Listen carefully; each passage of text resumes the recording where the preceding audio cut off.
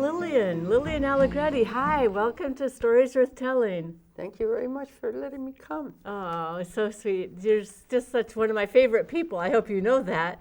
Not yet. Absolutely. Well, I love your story. And you and I met at the Lyme Art Academy School. Right. Yes. And I admire your artwork. Thank you. Beautiful work that you do. Thank you. Well, but I've done it for quite a while now, so. Tell me about that. When did you start? I guess I did some stuff when I was younger, and then after my hubby died, I guess I went right into it. Okay. Because I've been with Joanne Ballinger for 24 years. Joanne Ballinger's the teacher, and she's been teaching you for 24 years. Mm-hmm. Wow, and you do beautiful artwork. You're a pastel painter. Yes. And what is your favorite thing to paint? Flowers. Flowers, you love flowers. We should call you the flower lady. Mm-hmm. You're kind of a flower child, maybe. I am. Probably I am. I do like flowers. Nice. And that's what people really like in my circle. Is there a certain kind of flower that you like, or? No, I just, whatever I can paint. You don't discriminate against the flowers? No. Geraniums? I love geraniums. You love geraniums? Well, I've always liked geraniums because I used to do it around my house and around my deck and all this stuff, so. But now they're being eaten by little worms, so I'm kind of worms. Oh, you're a gardener, too. Well, I don't know. I mean, aren't we all gardeners? Some people are. Some people can't stand it. I love to garden. I think I'm happiest when my hands are in dirt and I'm digging, and when I'm not painting. Painting and gardening, two of my favorite hobbies. Yeah. But Joanne, Liliane, Joanne's your teacher, Liliane, you were not born in the United States. No. And where were you born? I was born in Geneva, Switzerland. Wow, I've never been there. What is that like? Very nice. Uh-huh. It's probably the only country that doesn't have fighting with one another. Nice. We could take some lessons from Geneva, Switzerland. Yeah, I think so. Yeah. What is it? I can't even imagine. Mountainous, valley. Nice lakes. Oh. A jet d'eau in the middle of the What's a jet d'eau? What's that? A big water. Like fountain? Fountain. Jet d'eau? Yeah. So you're French. You speak French. I still speak French. And that was your first language. Right. So you learned to speak French as a little girl. Mm-hmm. And did your mom have a nickname for you? What did she call you? Oh, I was in Kinette. Kinette. What does that mean? I have no idea. Small child. Small child. So Kinette, come here. Q-U-I-N-E-T-T-E. Q-I-N-E-T-T-E. Okay, Kinette. Mm-hmm. And come, so you say, Kinette, ici, come here, right? Yeah, that's about it. Yep. And you'd come running. Oh. And you have brothers and sisters? I have two brothers, yes. One that was 13 years younger than me. Wow. And an older brother, 2 years older. Nice. Oh. Yeah. And is anybody still back in Switzerland? I have all my cousins there. Nice. But everybody else has passed on. Oh, so you lost. But my parents, came to the United States, though. So you didn't stay there very long. Because I was 8 in Geneva, and then when I was 8, we went to Lucerne, which is the German part of Switzerland. Uh-huh. So I went there. And you learned to speak German when you were in Lucerne. Yes, I did. I did schooling for almost 8 years. And then when I was 18 years old, I came to this country with my parents. My father had a job here. In Connecticut? In Massachusetts. Massachusetts. Yeah. And what was he going to do in Massachusetts? He was an engraver, graveur. He was with the big cylinders, and somebody he had worked with in Switzerland wanted him to come over here and help him. So what did he engrave? What was his? Mostly photo engraving, like magazines and paper and things like that. That was in the times of these big cylinders that they were. Oh, I see. So then the print would come off of it, like the rolling. Right, I get it. Right. I see. Okay. So that's why he came here, and he thought, well, we're going to come to America since I was invited there to work. And so he thought he was going to make the gold on the other side of the rainbow, but it wasn't like that. It was hard work, and was he fluent? He spoke French and German as well. Was he fluent in English? Mostly French and English. Did he learn English when he got here? Yeah, we all did, but I was probably faster than anybody. They always had accents. I never. You don't have an accent at all. No, I don't hear an accent. Now, your little brother probably came with you. He was 5 years old. He was just a little guy. So he went right to, he grew up here. Kindergarten, first grade, the whole bit, up in Massachusetts, Holyoke. Yep. Okay. and that was an engraver. Did your mom work? Or she stay at home? Very little, very little. She worked there, but she never drove, you know. That's the way it was. Must have been a huge culture shock. Yes, it was. And was it more for me than for anybody, I think. Oh, tell me about that. Well, because I had all kinds of stuff in Switzerland, and I was already a hairdresser there. I had an apprentice of 3 years. No, yes. You were 18 when you came here. Yes. Okay. And my apprentice there was like, I went to high school at the same time. In the afternoon, I would take an apprentice of hairdressing. I did that because there was no other things to do. I wanted to become an artist too already in those days, but I couldn't do it. So you already had an interest in art even when you were only... A little bit. My father, my brother, we did. They were both artists as well? A little bit, yeah. Okay. Yeah. Well, boy. So you came over, you already were a hairdresser, and you weren't able to do hair, cut hair, right away, style hair, went right away. Right, because I couldn't speak English, so I did other things. So there wasn't a French community or a German community that with back then in Holyoke, Massachusetts. But more, I would think, more opportunities would be in existence today, where you would have people that you could speak French with. I have no idea what it would be like now. Oh, I don't think so. Not in Holyoke. No. What about here in Connecticut? Very few, you know. Still. Yesterday, well, you know. No, tell me. What happened yesterday? You came to see me yesterday with your son, and there he was speaking French with me. And My that was son, nice. yes. Well, he did a year study abroad in Lyon, so he was able nice to. Yes. And there's a few people I know that speak French, but very few. Very few. No. And what do you think that does? How does that help you to be able to speak a couple of languages? Not much. Really? No. Okay. Who's there to speak French to? There's nobody. I mean, I can write to I can still have all my cousins. I can write in French there in Switzerland, and things like that. But as far as using it here, it's not much. No. My son really enjoys the opportunity to speak with anybody who can speak another language. Well, he amazed me, really. He speaks Chinese as well. Yeah. Yeah, he told you that. Okay, so you're an artist and a hairdresser and kind of an entrepreneur, I think. Me? Yes, you. I don't know. You don't think so? Well, I try to do a lot of little things. Yeah. What are some of your hobbies? Tell me about some of your hobbies. I do a lot. I everything. Cook, knit. Knit? Whatever. Yeah, I do quite a bit. Just. I'm good with my hands, but not my brain. That's not true. Yes, You're good it's with true. your brain as well. I think so. Well, I think you're an adventurous too. Well, I have here in front of me a letter it's not really a letter. It's just kind of a little bit of a memoir. Should I read a piece of it, or do you want to read it? What is the one? It says, when I was 18, my parents came to America. Yeah. Should I keep going? You had that. All right. So what's the next one? Because my dad had a job in Massachusetts. Right, so you already did that. Oh, we already talked about that. A 3-year apprentice to be a hairdresser. Could not speak English, but spoke French and German, having been born in Geneva.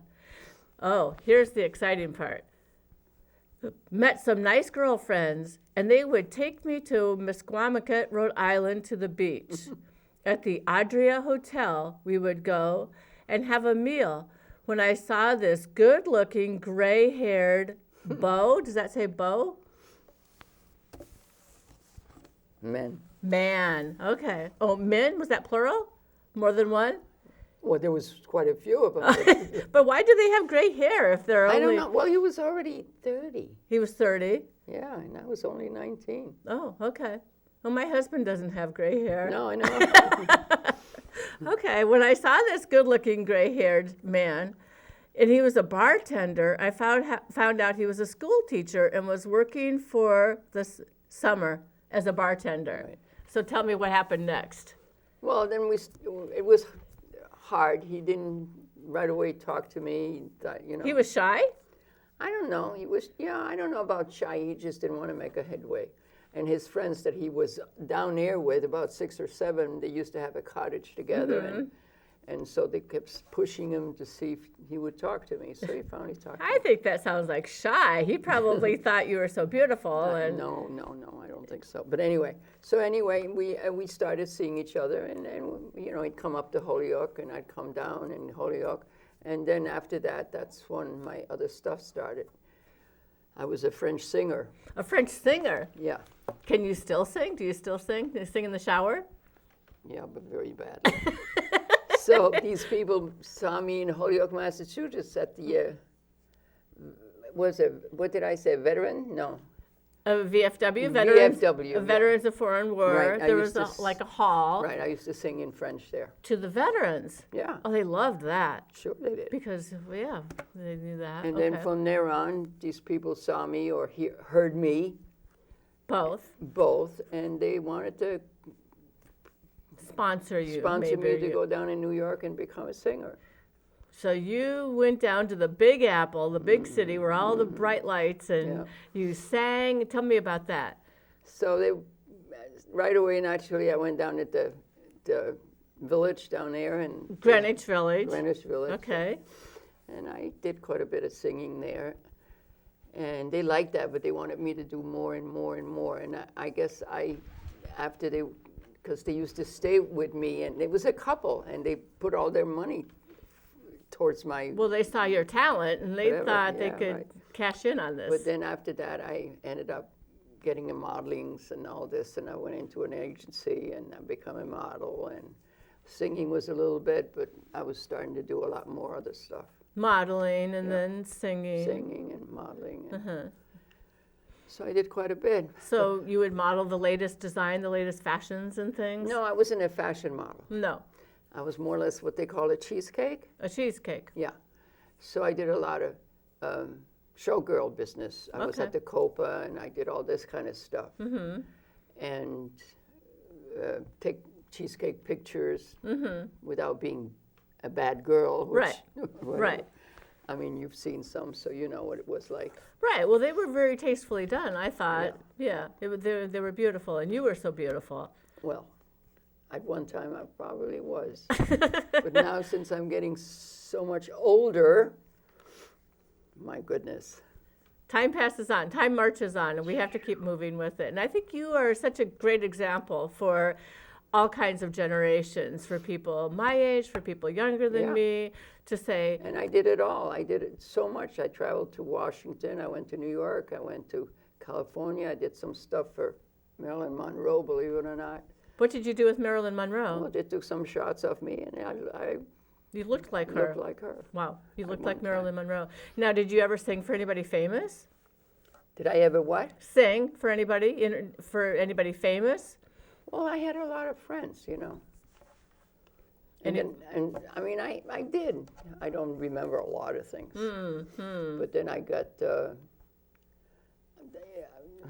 go to somebody saw me. No, I was working at this Saks Fifth Avenue for making a couple of bucks. In New York? In New York. And so I went and worked at Saks Fifth Avenue, and I became a shopper for men only for Christmas time. Shopper for men only. So you were shopping for their wives, or? Well, yeah, but it's the guy that would come. So I shop for Perry Como, Frank Sinatra, and all these guys. So the guys come in, and you walk them through the store. And offered my help. To like, this is a good color. Right.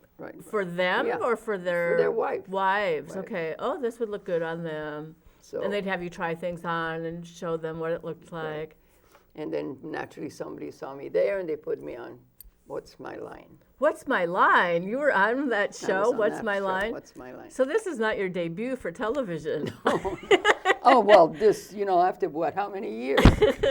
So I was on What's My Line. Tell me about that. And they had to guess what I was doing at Saks Fifth Avenue. Oh. And so I still had a real deep accent in those days. And so I came, and then actually they guessed that the thing was that I was a shopper for men only at Saks Fifth Avenue. Oh, fun. That's fun. Yeah. They guessed me. In those days, you only got $35. Oh, that's fun. But that was funny. So, so that was kind of a thrill. That came out, I mean, it was on different TV things and things like that. So that was a beginning of other things. Oh, yeah. Once you get your name out there and more publicity. Because my I don't know if you've ever, my stage name was Lily Lasande. Oh, what does that mean? It was just a I didn't use Allegretti because I wasn't married. That was just my stage name. Oh, so that was your maiden name? No. No, it was just the name that you... Up that those people wanted me to have. And they wanted an alliteration, the L's kind of, They're kind of brought my name in. Oh, beautiful. So then I took, quite a few classes of modeling, and I did a lot of things. I used to ride around in a car in New York on a back seat with a big bottle of what, champagne or Jameson? Advertisement. Or... I mean, I did all this stuff. I did quite a bit. Now, how did you feel about doing that afterwards? Did you feel like that was a good step towards what you became and what you do? No, I mean, I eventually did get sick of it. I was living up in New York, and I had started traveling different places, and I guess I was still in love with my husband I had gotten to know, the guy from Mesquamicut. Right. Because we didn't keep in touch at all. So he was up, Waterford. You said he was a teacher in Waterford, but then you were down in New York and having all this. Just we didn't even get in touch with each other. And I told him to go. He was already 35 almost at that time. Broke his heart. Well, I don't know. I guess so. His parents didn't like it, but what are you going to do? But so then you went back to the beach. Well, here, let's continue on. That's all I thought about. Oh, I didn't read that right. That's all I thought about for the next few weeks. And when my friends took me there again, we got to talk together. He was 11 years older. After all this, we went out for a year and a half, and he was the greatest person, but he wanted to get married, and I did not. So he wanted to get married right there on the spot. Love at first sight. What were you drinking in those days? I wasn't ready. No. Oh. What did you drink at the bar when you went to Oh my God, I forgot. Orange juice? I don't think so. Not in those days. Are you kidding? So maybe it was a white martini or something like that. I'm sure that we did our share in those days. Okay, a little martini. So then you were singing in French. I shouldn't say that on the TV. Doesn't matter. I mean, that was years ago. It was years ago. What? Yeah. You were 19 years old. And drinking age was probably 19 back then. I'm sure you were legal. So, but then you went back. You went to the modeling agency. You already talked about that, and figured that he hadn't gotten involved with somebody else. This is the great part of the story. But no, underlined, comma, what happened? You went down to Mesquamicut for the July 4th, 1956. July 4th, fireworks. Went down with my father and my mother because I had no car in those days. Oh. And I don't even know if I drove or what, I don't remember. And we went down to Mesquamicut, and there he was, laying on the beach with 5 or 6 guys that they used to still do that. The same few guys that same few guys. And we saw each other, and sparks flew. Sparks flew again, and this time you were able to say. I was 24 by that time. Yeah, 5 years later, you were ready to say yes, maybe. Well, but he said no. So we saw each other. He says, well, I'll come up to Holyoke, maybe Monday night or something. And he came up to Holyoke. We went into a restaurant or something and started talking, and he wanted to get married, and I said, okay. And 2 months later, we were married. Nice. And then 40 years of marital bliss. Well, then he passed away, yeah. I'm sorry. And he built the house that you're living in, and and I'm still there. And no one will ever replace him. Is your last line here? Wow, that's a beautiful piece there. We should probably frame that. I know your granddaughter would really love that. Yeah, my granddaughter does all kinds of story about me. Well, she's proud of you. Right? Yeah, but I mean, she followed all this stuff, so and she's a school teacher, so. But I'm very contented of what I'm doing now in my, in Niantic, Connecticut, and I'm loving my friends and my whatever. I just love it. Well, you're an artist and you're busy, and you had a hair salon down on Main Street. I mean, in Niantic, you had your own salon, and it was named after you. Right. What was the name of it? Liliane's Salon de Coiffure. And then de coiffure. I'm not sure everyone knows what that means. Well, yeah, hair. To style your hair. Coiffure. Yeah, and you must have lots of interesting stories with the customers. Well, yeah, and then my hubby started getting sick, so I decided that I wanted to sell my beauty shop. I had had enough. Yeah, so that's good. And I saw a sign once. I'm a beautician, not a magician. Now, do people want magic done? Well, you'd be surprised. I went through a few of them. Yeah, no. Any interesting stories with that? Oh, I got tons of them. That would take 6 hours. Well, tell me one. No. No, it's not worth it. Okay, so you walk every day, Yeah, and that's how you stay so fit and limber. Because I broke both legs at one time. Oh, wow. How did you do that? Were you jumping off of a trampoline? Skiing. Skiing. Was it cross country, downhill? No, downhill. Downhill? Yeah. Where? In Vermont. Vermont. Oh. So. That must have been rough. 2 years, both together. 2 years, both of your legs, both together. And what part of your leg? The upper leg or? From the knee down. Ugh. All the way down. Painful. You must have been in traction and elevated. Everything. I had 11 different casts on. Ah. So I did all right, but I'm fine. I'm fine. That's amazing. And you have great spirit, great tenacity is what I would call it, determination. You just... Who wants to hear anything? Really? Bad? Yeah. Right? I don't know. I kind of like hearing people's stories. So. Well, you do, because that's your job. Well, I just think it's interesting, and I think that you show such life and light and sparkle and how. Yeah, and then my kids, live in California, so I traveled there quite often, and then I have still all my cousins in Switzerland. I traveled there almost every 2 years. That's amazing. I did, but now I don't do anymore. No. Like that. It's hard traveling, making all your connections and everything that you need to do. And the seats have gotten smaller, and you have to sit kind of crowded for a while. And I'm going to be 87 on the 6th, so I don't think I need to travel. No, 87. You look like you could be in your 60s. Oh, don't say that. You look so beautiful. With all my wrinkles. Oh, and you're a dog lover. Yes. Yes. What's your favorite breed for dogs? Well, we had that collie. A collie. That was nice. Uh-huh. And we had a golden retriever. Beautiful. He got hit on the road. Oh. In those days, you didn't tie him up. Right, and people drive so fast.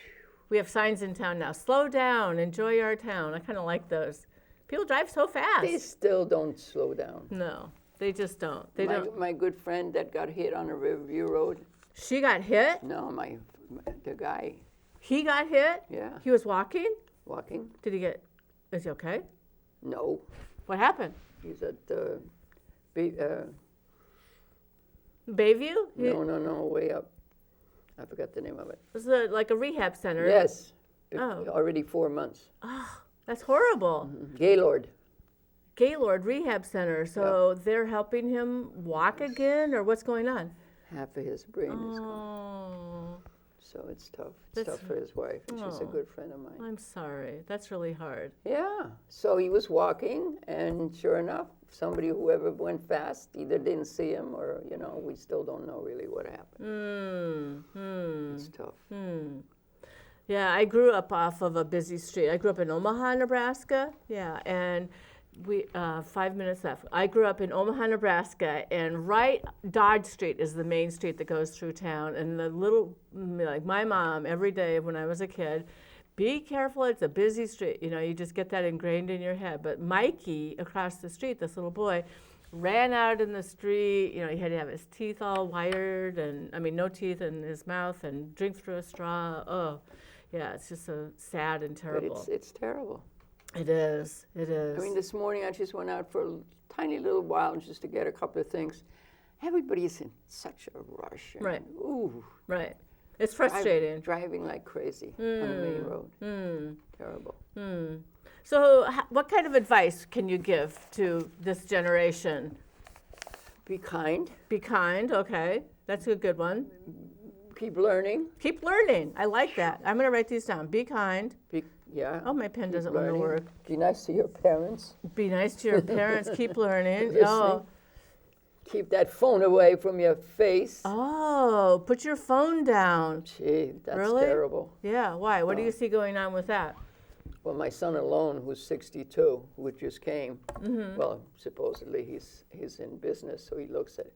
But everybody's got that phone in their face. That's They're all addicted. Oh, even the kids. The kids.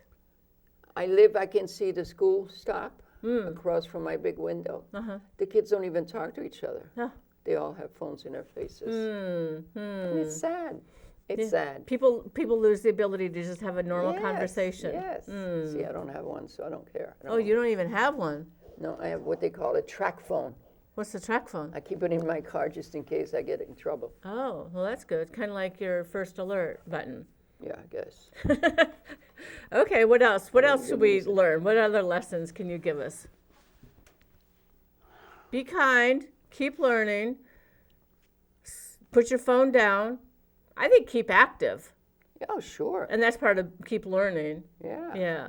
And you've got such a great outgoing personality. Is that And be nice. I don't know, just be kind and nice. And God, so many people are so nasty. I mean, who keeps your door open these days? Today, there was a fellow there that kept the door open. They that did. doesn't happen very often, I swear. And you sure appreciate it when it happens, doesn't it? Oh, sure. Are you kidding? Yeah, yeah. But it's not like that anymore. And I think if somebody responds to you in a mean way, I try to respond in a nicer way.